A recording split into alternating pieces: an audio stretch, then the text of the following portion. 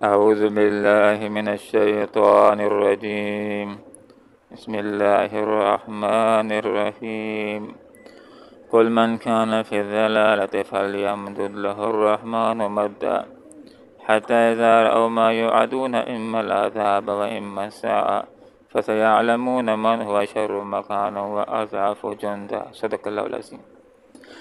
سبحانك لا علم لنا إلا ما علمتنا إنك أنت العليم الحكيم. قل کہہ دیجئے من جو کان ہو فی الضلالہ گمراہی میں، فلیمدد تو ڈھیل دیا کرتا ہے لو اس کو رحمان ذات مدہ خوب ڈھیل دینے سے، حتی یہاں تک کہ اذا جب راہ وہ دیکھیں گے ماں اس کو یوعدون جس کا وعدہ کیا جاتا ہے ان سے، اما یا تو العذاب عذاب کو، و اما اور یا الساعہ قیامت کا، فسیعلمون پسند کری وہ جان لیں کہ من ہوا کہ کون ہے شر مکانہ زیادہ برا درجے کے لحاظ سے، وعذف اور زیادہ کمزور ہے کس کا جندہ لشکر۔ اللہ رب العالمین کی ایک سنت کا بیان ہوا کہ جو آدمی گمراہی کے راستے کا راہی بننا چاہتا ہے، کفر اور شرک کا علم بردار بننا چاہتا ہے، تو جبراً اللہ رب العالمین اس کو راہ راست کی طرف نہیں لاتا، بلکہ وہ شرک، منافقت، ظلم اور گناہ کے جس راستے کے اوپر جانا چاہتا ہے اس کو اسی کی طرف ڈھیل دی جاتی ہے۔ اور بعض لوگ اس ڈھیل کو اپنے حق کے اوپر ہونے کی دلیل سمجھنا شروع کر دیتے ہیں اور مسلمانوں کے سامنے برملا اس بات کا اظہار کرتے ہیں کہ تم سے ہم بہتر ہیں، ہمارے پاس دولت بھی ہے، ہمارے پاس شہرت بھی ہے، ہمارے پاس دنیاوی عزت بھی ہے۔ تو یہاں پر یہ بات سمجھائی جا رہی ہے کہ ایک انسان برا ہو، ایک انسان ظالم ہو، ایک انسان گمراہ ہو، پھر بھی اگر اس کو دولتیں مل رہی ہوں، پھر بھی دنیاوی عزتیں عہدے مل رہے ہوں، تو یہ نعمت نہیں ہوتی، اس کو استدراج کہا جاتا ہے۔ انہی چیزوں کے ذریعے سے بتدریج اللہ رب العالمین اس کو اپنی پکڑ کے اندر لے لیتا ہے۔ تو فرمایا جو بھی گمراہی کے اندر ہے تو رحمان اس کو خوب ڈھیل دیتا ہے۔ غور کیجئے فرعون نے کتنی شرارتیں کی تھیں، کتنے بچوں کو موسیٰ علیہ السلام کی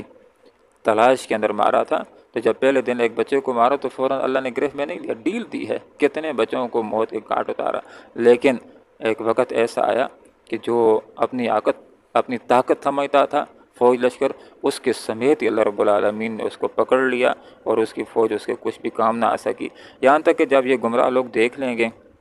اس عذاب کو جس کا ان سے وعدہ کیا جاتا ہے، اور انبیاء کسی کو اندھیرے میں نہیں رکھتے، یہ مضمون واضح الفاظ میں حکمت کے ساتھ لوگوں کو سمجھاتے ہیں کہ لوگوں اگر گمراہی کو نہیں چھوڑو گے، کفر اور ظلم کو نہیں چھوڑو گے تو دنیا کے اندر تمہارے اوپر عذاب آ سکتا ہے۔ واضح طور پر یہ بات سمجھاتے ہیں اور پھر نمونے بھی دکھاتے ہیں ماضی کے کہ دیکھو فلاں کے اوپر بھی آیا تھا، فلاں کے اوپر بھی آیا تھا۔ تو یہاں پر یہی بات ارشاد فرمائی جا رہی ہے کہ یہ جو لوگ گمراہ ہیں، سرکش ہیں، ظالم ہیں، کافر ہیں، جب یہ اپنے سامنے دنیا میں عذاب کو دیکھ لیں گے بدر وغیرہ کی صورت میں، یا ان کے سامنے جس وقت قیامت آ جائے گی تو ان کی آنکھیں کھل جائیں گی کہ ہم بہتر ہیں یا مسلمان، جن کو ہم کچھ بھی نہیں سمجھتے وہ بہتر ہے یا ہم، اس وقت پتہ چل جائے گا۔ اب بھی اگر دل سے تنہائی میں پوچھیں تو دل بھی ان کو بتلائے گا کہ یہ مسلمان ہی، اگرچہ غریب کیوں نہ ہو، حق کی اوپر وہی ہیں، لیکن انسان اپنی آنکھوں کے اوپر پٹی ڈال دیتا ہے۔ تو یہاں پر فرمایا کہ اب تو کہتے ہیں حامی سب کچھ ہیں، حامی حق کے اوپر ہیں، حامی بہتر ہیں، لیکن اس وقت معلوم ہو جائے گا من ہو شر مکانہ کہ کون درجے میں زیادہ برا ہے، ہم کافر لوگ یا یہ مسلمان، وعضف جندہ، اور کس کا لشکر کمزور ہے، ہم کافروں کا یا ان مسلمانوں کا۔ میشر کے اندر ان کو معلوم ہو جائے گا کہ ہم تو بالکل ہی کمزور ہیں، یہی مسلمان عزت والے جو دنیا کے اندر جن کو ہم کچھ بھی نہیں سمجھتے تھے، وہ یزید و ترقی عطا فرماتا ہے اللہ تعالیٰ ان لوگوں کو جو راہ راست اختیار کرتے ہیں ہدایت کے اندر۔ یہی بات ہے کہ جو آدمی اللہ کے راستے کی پر چلنا چاہتا ہے، دین کے راستے کی پر چلنا چاہتا ہے، تو اللہ تعالیٰ اس راستے کے اندر اس کو ترقی دیتا ہے۔ اس ہی کا دوسرا نام توفیق ہوتا ہے کہ جو آدمی ارادے کے ساتھ، اہتمام کے ساتھ، خوشی کے ساتھ نیکیاں کرنا چاہتا ہے تو اللہ تعالیٰ اس کو اپنے راستے کی پر چلنے کی توفیق دیتا ہے۔ والباقیات الصالحات، جہاں پر یہ بات سمجھا دی گئی کہ جو دولت ہوتی ہے، دنیا کی عزتیں ہوتی ہیں، دنیا کی گاڑیاں ہوتی ہیں، جو دنیا کے بنگلے ہوتے ہیں وہ ختم ہونے والے ہوتے ہیں، دنیا میں رہ جانے والے ہوتے ہیں۔ جو باقی رہنے والی چیزیں ہیں وہ نیک اعمال ہیں۔ اسی کے لیے جو سمجھدار لوگ ہیں تو باقی رہنے والی چیز کے لیے ان کو تگدو کرنی چاہیے۔ اس بندے کو آپ صلی اللہ علیہ وسلم نے سمجھدار کہا ہے کہ جو نفس کو قابو کے اندر رکھتا ہے، ناجائز چیزیں حاصل نہیں کرتا، نفس کو قابو میں رکھتا ہے اور موت کے بعد کے لیے عمل کرتا ہے، اور جو آدمی عاجز ہوتا ہے، بیوقوف ہوتا ہے، تو وہ اپنی خواہشات پوری کرنے میں لگا رہتا ہے اور اللہ کے اوپر تمنا رکھتا ہے کہ اللہ تعالیٰ غفور اور رحیم ہے۔ تو باقی رہنے والے نیک اعمال، نیکیاں ہیں جو بہتر ہیں، عند ربک، تیرے رب کے یہاں ثواباً، ثواب کے لحاظ سے، بدلے کے لحاظ سے نیکیوں کا بہت بڑا بدلہ ملے گا۔ آخرت کے اندر جو بدلہ ملے گا تو نیکیوں ہی کا بدلہ ملے گا، وخیر مردہ، اور یہ نیکیاں ہیں ہی بہتر ہیں انجام کے لحاظ سے۔ حدیث کا یہ مفہوم ہے، آپ صلی اللہ علیہ وسلم نے ارشاد فرمایا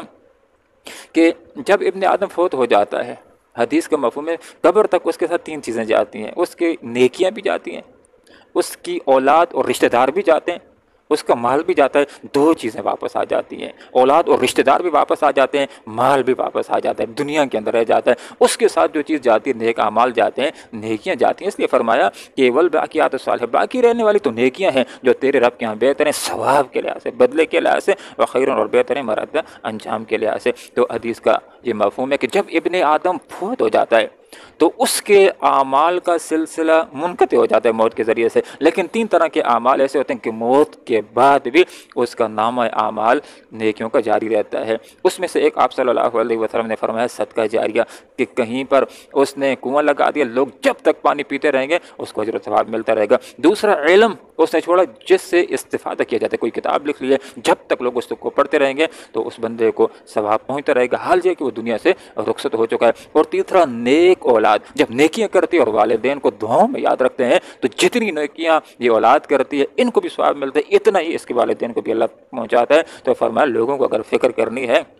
تو نیکیوں کی فکر کرنی چاہیے۔ یہ وہ چیز ہے کہ اس کی وجہ سے انسانوں کو آخرت کے اندر اللہ کا فضل ملے گا نیکیوں کی بنیاد کے اوپر، اور جس کو اللہ کا فضل مل جائے گا وہی انسان آخرت کے اندر کامیاب ہونے والا ہے۔ اور اصل کامیابی، حقیقی کامیابی، یہ آخرتی کامیابی ہے، اور اصل ناکامی، حقیقی ناکامی، حقیقی دیوالیہ پن، وہ آخرت کی ناکامی اور آخرت کا دیوالیہ پن ہے۔ قل کہہ دیجیے من کان، جو ہو پھر ضلالت، گمراہی میں، تو ڈھیل دیا کرتا ہے اس کو رحمان دات مد خوب ڈیل دینے سے، حتی یہاں تک اذا، جب وہ دیکھ لیں گے ما اس کو یعدون، جس کا وعدہ کیا جاتا ہے ان سے، اما العذاب، یا تو عذاب، و اما یا عصا، قیامت، فسیعلمون، تو ان کو معلوم ہو جائے گا، مانوا کہ کون ہے شر مکانہ، درجے کے لحاظ سے بدتر، وَأَضْعَفُ، اور کس کا ہے کمزور جندہ لشکر، وہ یزید، اور ترقی عطا فرماتا ہے اللہ تعالیٰ الذین، ان لوگوں کو اہتدوا جو راہ سے اختیار کرتے ہیں، ہدا، ہدایت میں، والباقیات الصالحات، اور باقی رہنے والی تو نیکیاں، خیرن، جو بہتر ہے، عند ربک، تیرے رب کے یہاں، ثواباً، بدلے کے لحاظ سے، وخیرن، اور بہتر ہے مراد انجام کے لحاظ سے۔ اللہم ربنا آتنا فی الدنیا حسنہ وفی الآخرۃ حسنہ وقنا عذاب النار برحمتک یا ارحم الراحمین۔